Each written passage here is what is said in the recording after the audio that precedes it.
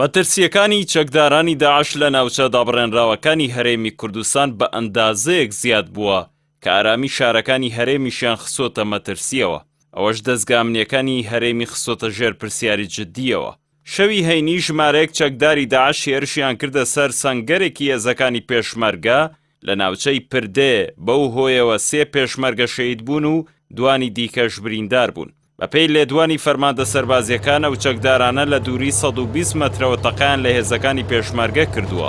ئامانجیشیان تەنها زیانگەیاندن بووە بەو هێزانە. ئەوەی جێگەی سەرنجە لە تەواوی ئەو هێرشانەی چەکدارانی داعش بۆ سەر سنووری هەرێمی کوردستان ئەنجامیان داوە، بۆشایی ئەمنی نێوان پێشمەرگە و هێزە عێراقیەکان کراوەتە پاساو.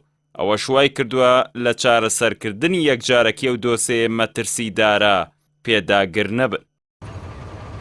بەپێی زانیارەکانی پێیام کە لە فەرماندە سەربازیەکانی ناوچەکەوە دەستی کەوتووە، لە چیای قەرەچۆخ و ناوچەکانی دیکەی نێوان سوپای عێراق و هێزەکانی پێشمەرگە ژمارەیەکی زۆر چەکداری داعش خۆیان حەشار داوە. جموجوڵی ئەو چەکدارانە بە ئەندازەیەکە کە وڵاتیانی ناوچەکە زۆر جار دەیان بین و بێترس هاتوچۆ دەکەن. هەرچەندە هێزەکانی هاوپەیمانان بەردەوام بە ناوی ڕوبەڕووبوونەوەی ئەو چەکدارانەوە زانیاری هەواڵگری و هاوکاری لۆجستی پێشکەش بە هێزە عێراقیەکان و هێزەکانی پێشمەرگە دەکەن، بەڵام تا ئێستا و هێزانە نەیانتوانیوە کۆتایی بە مەترسیەکانی داعش بێنن.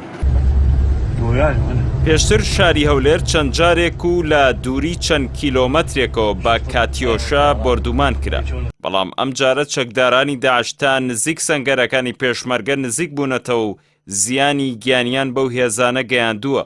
ئەوەش بەو واتایە دێت ئەو چەکدارانە بەردەوام دەتوانن مەترسی جددی دروست بکەن. لە دوایین بردومانی سەرشاری هەولێر کە چەکدارانی حەشجی شەعبی پێ تۆمەتبار کرا، لە دووری تەنها 5 کیلۆمەتر لە شاری هەولێرەوە ئەنجام درابوو. ئێستا خەڵکی هەرێمی کوردستان لە سایەی حیزبەکانی دەسەڵاتدا تووشی دەیان قەیرانی جۆراوجۆر بووە. بۆیە مەترسی ئەوەشەیە دۆخی ئەمنی بەهۆی بێپلانی بەرپرسانەوە هاوشێوەی شارەکانی دیکەی عێراقی لێبێت. ئەوەی ئێستا بۆتە پرسیار. بەرپرسانی پارتی و یەکێتی کە هێزەکانی پێشمەرگەیان کۆنتڕۆڵ کردو و بەردەوام لە ململانەی سیاسیەکاندا بەکاریان دێنن، پلانیان بۆ پاراستنی شارەکانی هەرێم چییە؟